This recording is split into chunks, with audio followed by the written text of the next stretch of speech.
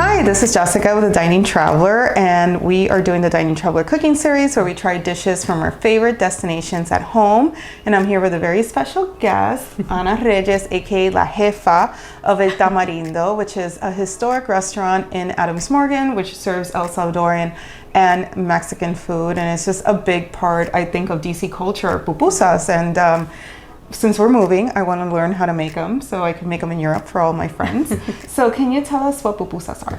Pupusas are the national food of El Salvador, and it consists of, it's almost like a tortilla made with corn flour, and you can stuff it with different things. The most popular one being revuelta, which is pork pate almost, and you mix that with cheese, and some people also put beans inside. Today we'll be making the pupusa revuelta and also frijol con queso, which is bean and cheese. We'll add the curtido and the salsa de pupusa as well. Que rico. So let's get started. So now we're going to start making the masa. So can you walk us through it, Ana? Sure. It's a very simple process.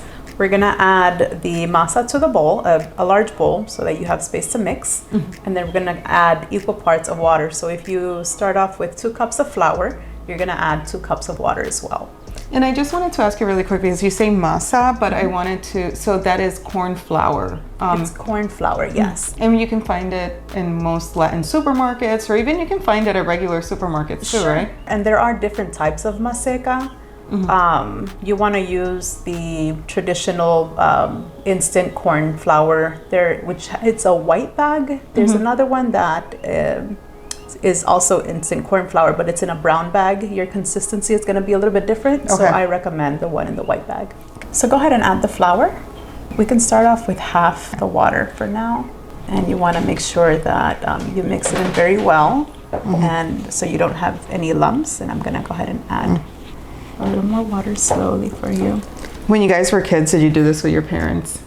There's 4 of us in the house, and we spent a lot of time at El Tamarindo. My son also now spends not as much as we did, and we call it joking. We joke that it's Camp El Tamarindo for my son. Because you were almost born there, right? I remember you saying. Yeah, I almost didn't make it to the hospital, so I was literally almost born at El Tamarindo. But we definitely grew up making pupusas. I remember being very little, and my mom just kind of, you know, if we were bored, like, come over, let's make some pupusas, just to kind of entertain us. And you know, because I can see, like, you know, you're playing with la masa, and it just feels for kids, you know, they love the texture. So I'm definitely gonna have my daughter aprende a hacer pupusa, learn how to make I'm happy to teach her. So we're gonna go ahead and start making our pupusas. We're gonna grab some masa, between 3 and 4 ounces, which is about the size, a little bit bigger than a golf ball, not quite as big as a tennis ball. And we're gonna round it out a little bit, just like this, in the palm of our hands. And then we're going to make un sombrerito. That's how my mom taught me. So cute. What you're pretty much doing is just kind of taking the masa from the center and pushing it out, and again, rounding it out with this index finger. And then we flatten out the sombrerito. Just press it from the center, distributing the masa throughout. I think that's good. You don't want to flatten it out too thin. It'll break if you apply too much pressure. So you want to keep it about a quarter of an inch thick. So now we're going to add just a tad bit less, maybe like a golf ball size of the chicharrón, or whatever filling you prefer. And you're going to set that right in the center. Okay. And I'm going to wet my hands a little bit.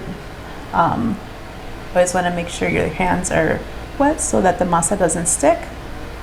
And then we're going to close it up just like that. And we're going to take off any excess masa. So I just, out of habit, give it a quick little, you know, round it out a little bit, and then we start doing the same thing. I'm pushing from the center out, so that I'm also pushing the filling from the center out to the edges. Otherwise, all of the edges will be just masa, and you're like, ay, this is a tortilla.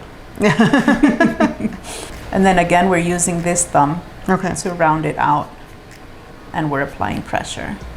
It smells so good too, the filling. It's so good. sometimes when they're making it fresh, I do just kind of like Yeah. take a little bit of the chicharrón. It's so yummy. And closing any openings so that the chicharrón doesn't come out. And if it does, it's super okay because it's delicious when it cooks on the griddle. Oh, I can imagine that little, so good. you know, lacy edge. Oh, yeah. It just kind crunch. of sizzles there. So my pupusas they're not bad, but the ladies at the restaurant are amazing. And I bet that how many pupusas can they make like in a minute? Oh gosh, I make one and they've already made like 7. And it's mostly women that make the pupusas in El Salvador, but men make them as well.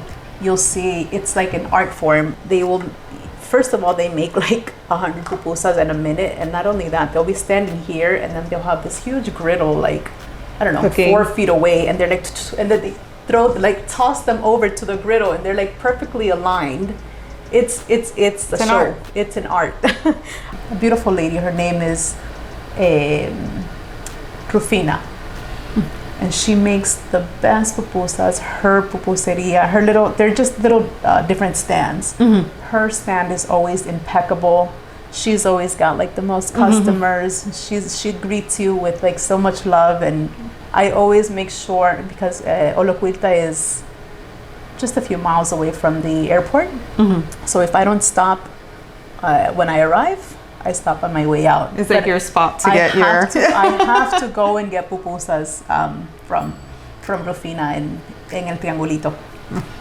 So we're just gonna add a small amount of oil on our griddle. We wanna make sure that it's nice and hot before we put our pupusas, otherwise you might not get the consistency that you want.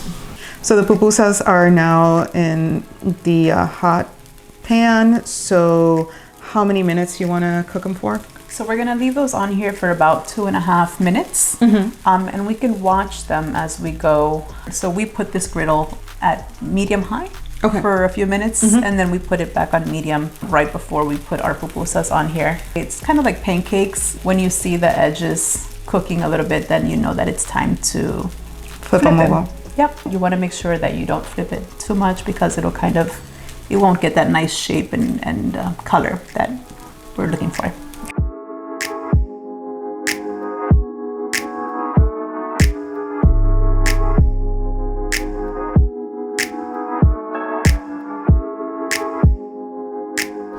And now to the fun part. We've made our pupusas and they look delicious, and there is a way to eat them too. Yes, of course. So everybody has their own way of eating them, but some people open them and stuff them, or some people just put it right on top. But you can pick, but regardless of what your method is, it always consists of curtido and salsa. Okay. So I like to just go ahead and you traditionally you eat them with your hands, but if you need a fork, it's okay. Estamos en familia. Let's eat it with hands. Yeah. So you're gonna add a little bit of curtido right on top, and you can add as much as you like. I like a lot of curtido.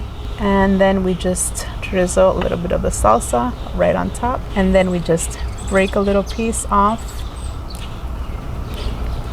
Con todo. Con todo. And enjoy. Provecho. Well, thank you so much for joining us. I would love to hear your questions, or if you have any feedback, please share it in the comments. And don't forget to like and subscribe. Adios.